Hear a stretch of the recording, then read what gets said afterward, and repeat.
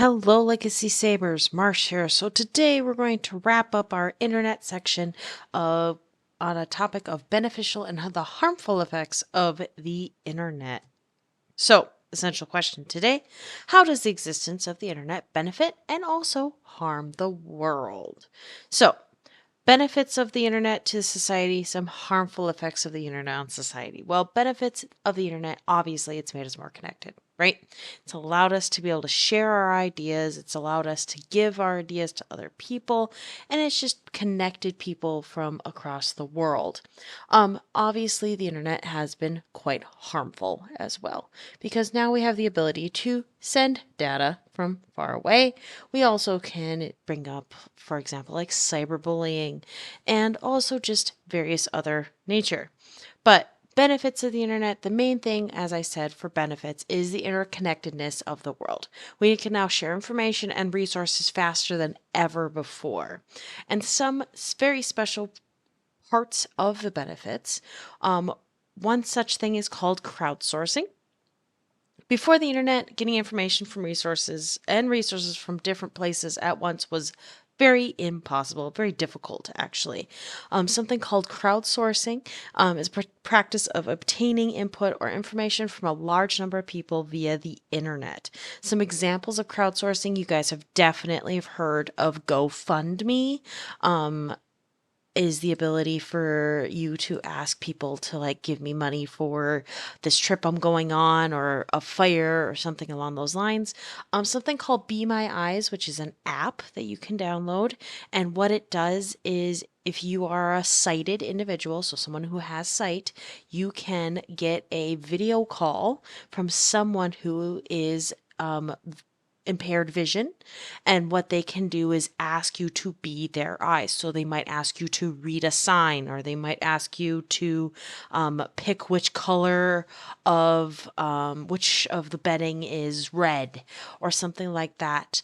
Lego also allows that. Dynamic mapping on Google Maps. A lot of times you'll see if you're using a Google map and there's a speed trap, aka a police officer sitting somewhere, it'll actually pop up saying, it's been reported that there's a police officer up ahead. Please slow down.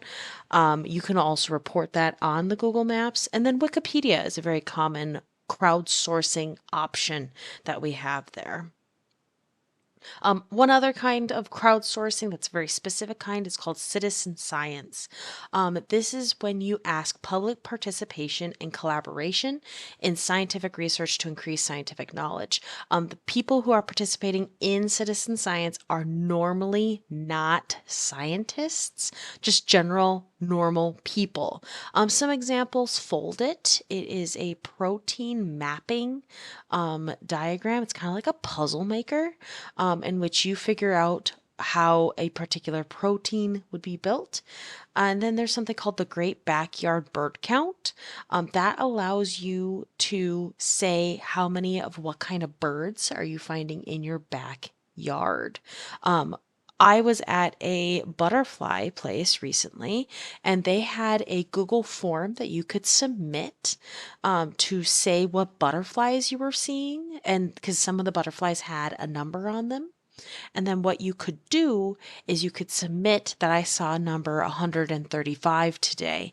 And what that allowed them to do is track how old some of the butterflies are getting in their enclosure. So that way they can kind of track the ages of them, which I thought was pretty cool citizen science project.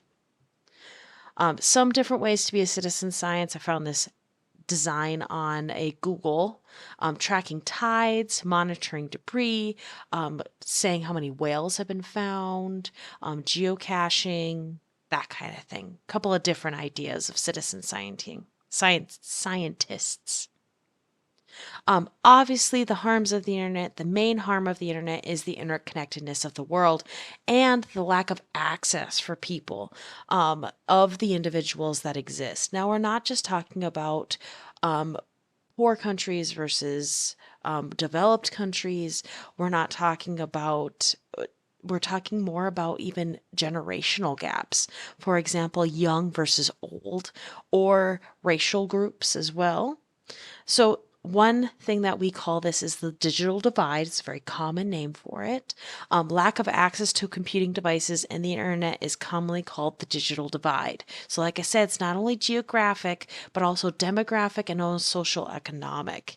The idea that we have the inability for a young person or an old person to be able to get on an internet, and then also poor versus rich, rural versus urban. That was a very common problem. The digital divide was a very hot topic when the pandemic was on because there was a lot of people who didn't have a computing device to be able to access stuff. That became a big topic in that we have a divide, even in the United States. There is a divide to internet access in rural versus urban countries or counties, even especially in North Dakota. Digital divide is affected by individuals, companies, and government actions. Uh, so here's a bunch of different things that the digital divide does have for our social, like I said, literacy skills, disability. That's why we now have to make sure that a website can be read by a voice to text reader. Otherwise, that would be causing a digital divide.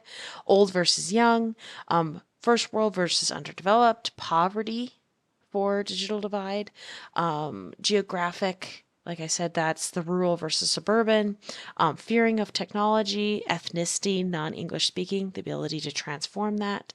A lot of times, the digital divide does cause a problem. For example, if you are a company and you have people submit for a job using an online platform, it is possible that you are contributing to the digital divide because you're not allowing people who do not have a computer to be able to submit your information.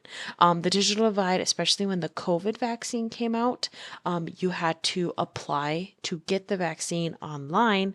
However, the majority of people who were currently accepted to take that vaccine was elder individuals who were not as good on the technology. So there was actually a partnering system in which a young person would partner with an old individual and then they would help them make the appointment for their vaccine. It was quite a unique bridging of that digital divide.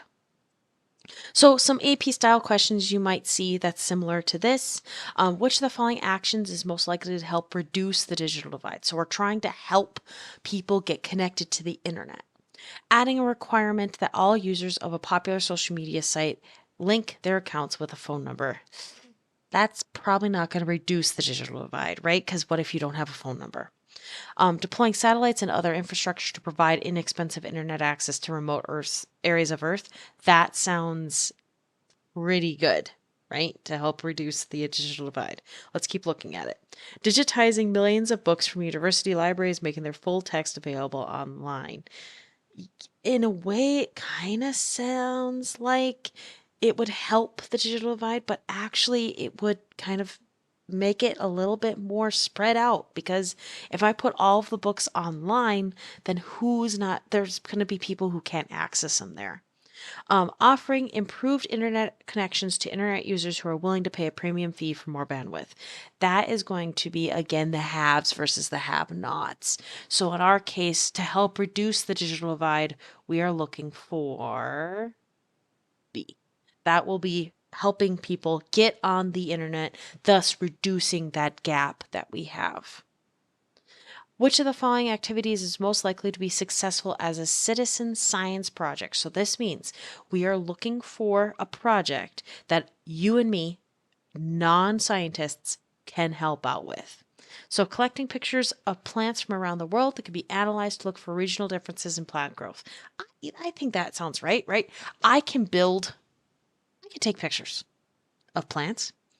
Designing and building a robot to help with tasks in a medical laboratory. I don't have the technical know-how to build a robot. Definitely don't. Sorting scientific records and removing duplicate entries in a database with a large number of entries. That doesn't sound very citizen sciencey because it's scientific records. That sounds a little difficult. Using a simulation to predict the impact of a construction project on a local animal populations. Nah. Citizen science. I can take a picture from my backyard and I can submit it somewhere so someone can analyze it. That sounds more citizen science to me. And that is the end of the effects of the internet. I know, kind of a short little lesson, but it's a good information to be able to think about what has the internet changed in our lifetimes and what will it continue to change, because the internet just continues to evolve. And as we continue down our pathway of technology, it's interesting to see what else benefits we can find and what other harms will be showing up as we go. Until next time, I'll see you later, Sabers.